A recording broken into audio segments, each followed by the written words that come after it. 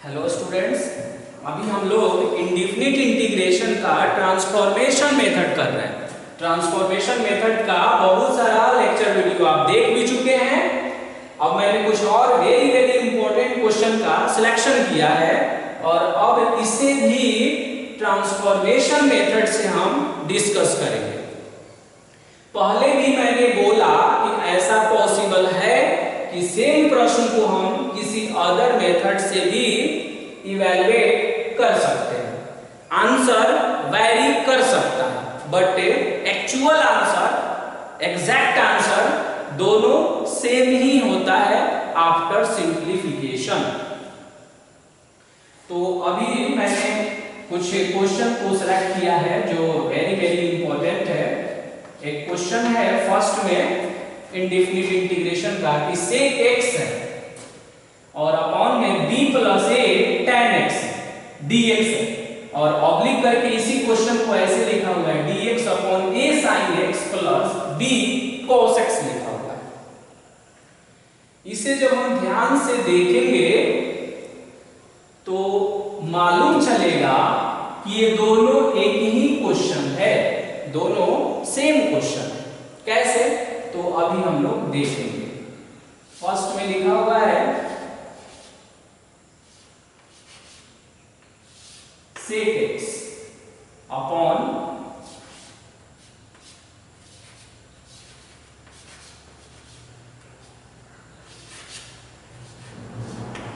b plus a tan x लिखा हुआ है। अब ये tan और sec को ना sin और cos में सिंप्लीफाई करते हैं। Then we can write sec है तो इसे हम 1 अपॉन cos x dx लिख सकते हैं। फिर हो गया b प्लस में a, tan को क्या लिख सकते हैं sin x upon cos x। LCM लीजिए, एलसीएम लेंगे तो ये cos x होगा, ये cos x आकर इसमें मल्टीप्लाई होगा तो b cos x हो जाएगा। ऊपर में हो जाएगा 1 अपॉन b cos x और प्लस में a sin x और ये हो जाएगा dx। कहेंगे cos क्या होगा तो ये cos x और इसका एलसीएम दोनों कैंसिल हो गया। अब ध्यान से देखिए a sin x और प्लस में b cos x ये भी हो गया, इसलिए दोनों क्वेश्चन को हमने एक साथ लिखा था, ये दोनों सिमिलर ही है। तो ऐसे क्वेश्चनों को हम अगर न्यूमरेटर में ओनली dx रहे या न्यूमरेटर में 1 रहे और denominator a sin x plus b cos x के फॉर्म में रहे तब हम उसे कैसे इवैल्यूएट करेंगे। तो ये है dx upon a sin x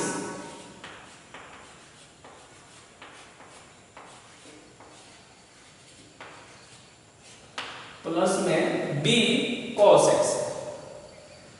अब इसे इवैल्यूएट करने का और भी कई मेथड्स हैं, बट अभी हम इसे ट्रांसफॉर्मेशन मेथड से, ट्रांसफॉर्मेशन में भी कई तरीके से कर सकते हैं, बट अभी हम लोग एक सिंपल मेथड को फॉलो करेंगे। आप क्या करेंगे कि जब भी ऐसा रहेगा तो इसमें एक वर्ड हम लिख रहे हैं कि पहले इसको हम कंसीडर करने के लिए डिनोमिनेटर को बाहर निकालते हैं। तो यह है कितना a sin x है और प्लस में b cos x है। अब यहां लिख रहे हैं कि मल्टीप्लाइंग एंड डिवाइडिंग बाय।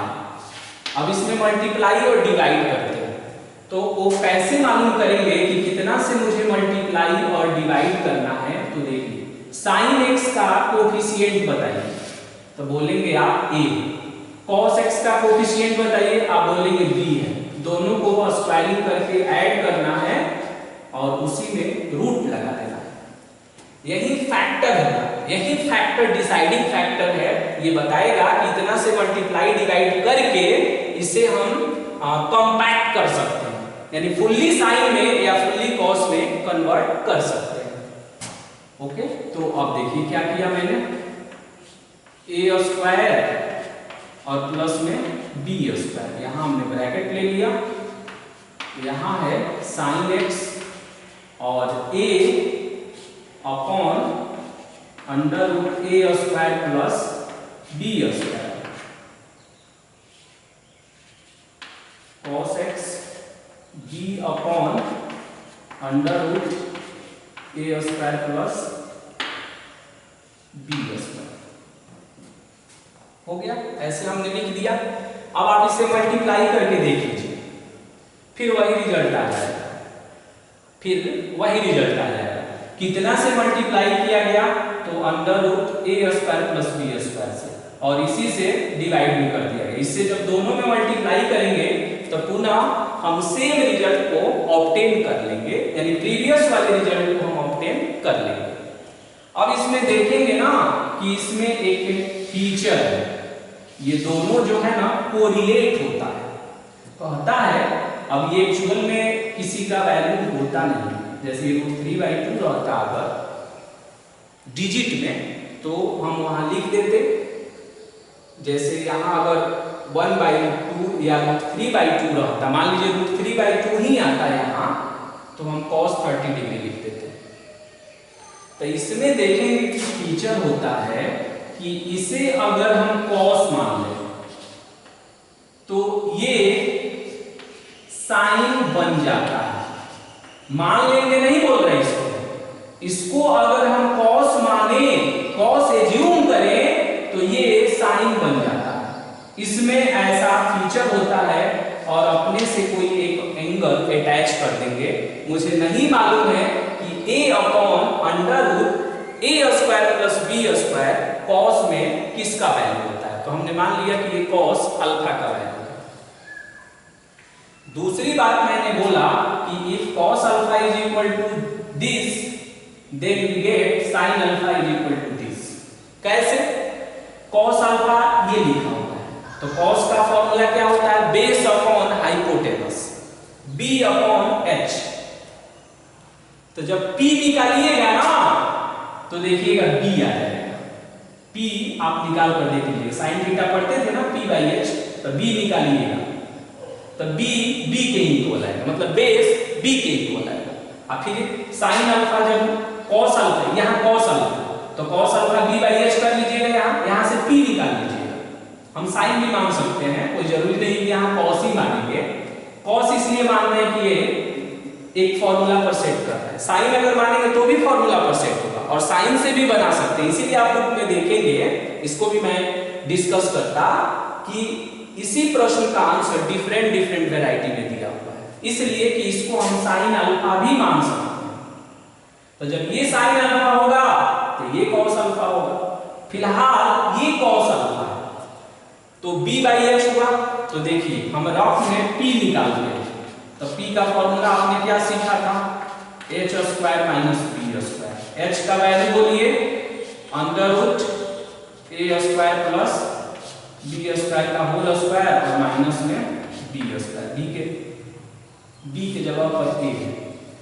अब देखिए स्क्वायर से रूट कैंसिल हो जाएगा, तो a स्क्वायर कट जाएगा और b स्क्वायर बचेगा, और b स्क्वायर का स्क्वायर फिर कितना आ जाएगा, b आ जाएगा। देखिए ना कि अगर एक को हम cos अल्फा मानेंगे तो दूसरा वाला ऑटोमेटिक साइन अल्फा में कन्वर्ट हो जाता है। दूसरी बात हम ऐसे भी ध्यान रखेंगे, ये बहुत ही इंपॉर्टेंट है, इसको हम बार बार यूज करेंगे इंटीग्रेशन में, कि इसे अगर हम साइन अल्फा माने तो ये cos अल्फा बन जाएगा। ओके, लेकिन फिलहाल हम cos अल्फा इसको हमने एज्यूम किया। ऐसा करने से क्या हुआ, under root A square plus B square sine x, और इसको हमने क्या माना, cos alpha plus cos x, और ये बन गया sin अल्फा। और हमेशा ध्यान रखना है cos alpha is equal to this and sin alpha is equal to this. अब बताइए ये फॉर्मूला है किसी का, देखिए साइकोकोसी कोड वर्ड मैंने बनाया था, तो ये sin a प्लस b का फॉर्मूला है। यानी साइन एक्स प्लस अल्फा है। साथ ही साथ वेयर मुझे ये भी जानना रहता है कि अल्फा क्या है।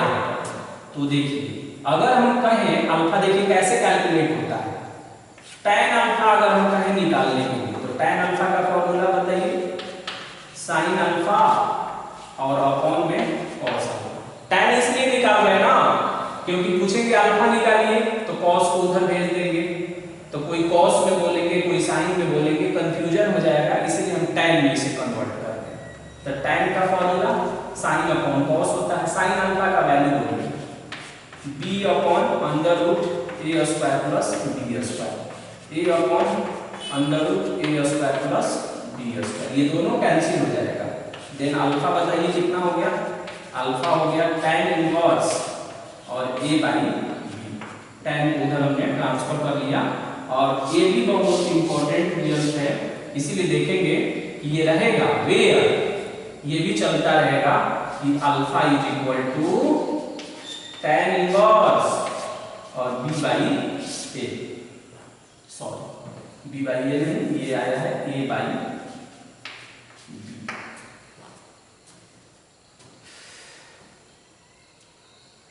एक्चुअल में यहाँ ही हम लोगों ने उल्टा लिख दिया था, ये b अपॉन a आ रहा है और इसीलिए ये भी b अपॉन a।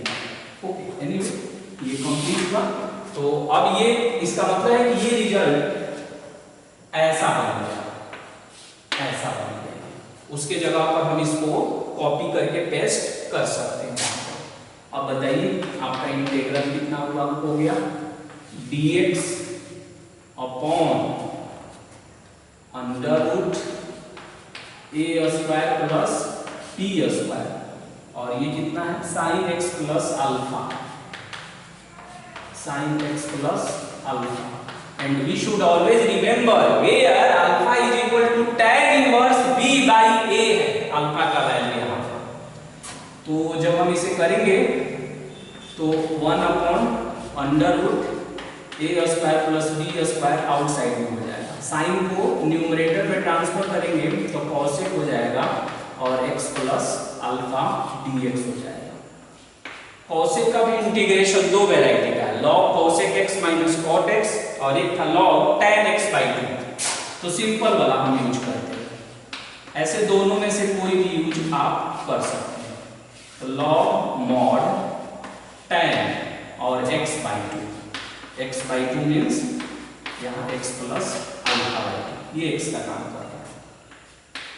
अब 1 upon under root a square plus b square और log हो गया, tan हो गया और यहाँ हो जाएगा x बाई 2 और प्लस में कितना अल्फा बाई 2, ऐसे भी लिख सकते हैं 1 upon under root a square plus b square log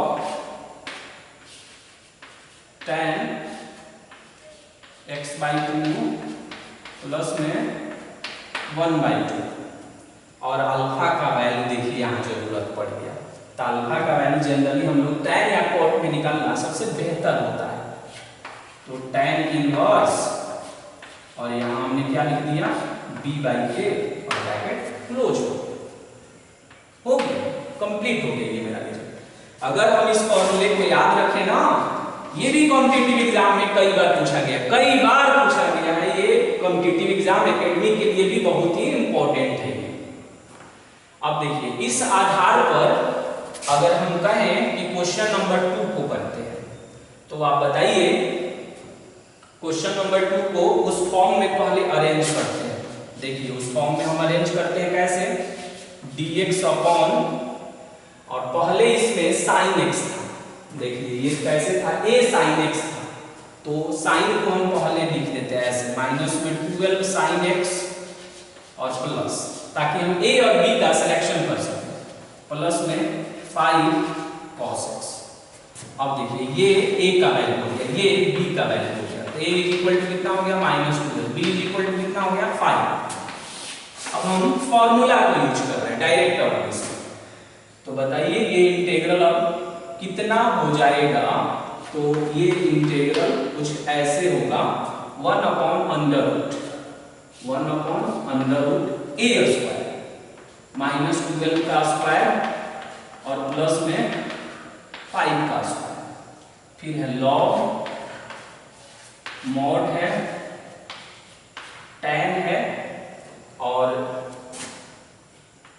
x/2 है यहाँ पर, तो यहाँ भी हम x/2 लिखेंगे प्लस 1/2 और tan इनवर्स b/a है यहाँ पर, तो b का वैल्यू देख लीजिए कितना है, तो 5 है, 5/- माइनस में 12 और ब्रैकेट क्लोज मोड यहाँ से। इसे सिंप्लीफाई करेंगे तो ये 1/13 आएगा, ये हो जाएगा लॉग और ये हो जाएगा tan और ये x/2 होगा और प्लस में ये माइनस बाहर आ जाता है, tan में माइनस आउटसाइड में आ सकता है, तो 1/2 हो गया और tan इनवर्स 5/12 हो गया, ये किसी स्टैंडर्ड वैल्यू नहीं है, ब्रैकेट क्लोज और दिस विल बी रिक्वायर्ड। देख रहे हैं ना, अगर हम उस फॉर्मूले को याद रखें तो कितना आसानी से कर सकते हैं। वैसे ही देखिए क्वेश्चन नंबर 3 देखिए, क्वेश्चन नंबर 3 कितना इंपॉर्टेंट है, यहाँ a का वैल्यू 1 है और b का वैल्यू भी 1 है, क्यों? क्योंकि sin x के पहले कुछ नहीं है तो 1 है, cos x के पहले कुछ नहीं है तो 1 हिडन है वहां पर। अब इसका आंसर बताइए, तो 1/√1 का स्क्वायर फिर 1 का square log mod tan x/2 plus 1/2 tan inverse और b/a यानी 1/1 ब्रैकेट क्लोज और यहां से फिर मोड हो गया। अब देखिए ये आएगा 1/2 लॉग मॉड tan हो गया ये x/2 और प्लस में 1/2 1/1 होगा और tan इनवर्स 1 का वैल्यू π/4 होगा, मोड हो गया, π/8 बन जाएगा। tan इनवर्स 1 कैसे π/4 होता है ये मालूम है आपको, सपोर्ट में हम लिख दे रहे हैं कि अगर कहीं tan इनवर्स 1 है तो ये π/4 कैसे बनता है, तो tan इनवर्स हुआ 1 के लिए क्या लिखेंगे tan π/4 और दोनों tan मैच कर गया तो यहाँ π/4 हो गया, इस आधार पर उसको हमने कर दिया, वो भी कंप्लीट हो गया। अब एक क्वेश्चन नंबर 4 है, ये थोड़ा डिफरेंट है, ये सब इनटू में है और tan में और इस तरह का कोई डायरेक्ट फॉर्मूला नहीं होता है, लेकिन इसके एंगलों को ध्यान से देखिए, x है 2x है और एक 3x, 3 एंगल है इसमें। कहता है कि ऐसे क्वेश्चनों में तीनों एंगल में एक ऐसा एंगल होगा जो 2 को ऐड करके आ सकता है, तो आप बताइए कौन एंगल है। कोई 2 एंगल को ऐड करके एक ऐसा सिचुएशन होगा कि 2 एंगल को ऐड करके थर्ड वाला एंगल आ जाएगा, आप उसमें सेलेक्ट करेंगे x है 2x है 3x है, तो कौन 2 हम सेलेक्ट करें जिसको ऐड करें तो थर्ड वाला आ जाए, तो x + 2x = 3x ही करेक्ट है। दोनों साइड में tan लगाएंगे तो कितना हो जाएगा ये tan x + 2x, इधर कितना हो गया tan 3x, tan a + b का फॉर्मूला होगी आइडेंटिटी, tan a प्लस में tan b और अपॉन में 1 माइनस tan a और इनटू में tan b और इधर हो गया tan 3x, क्रॉस मल्टीप्लाई करेंगे tan x tan 2x, tan 3x से मल्टीप्लाई करेंगे तो tan 3x को 1 से करेंगे tan 3x और फिर इसमें करेंगे तो ये आएगा tan x tan 2x और tan 3x। आप क्रॉस मल्टीप्लाई करके देख लीजिए।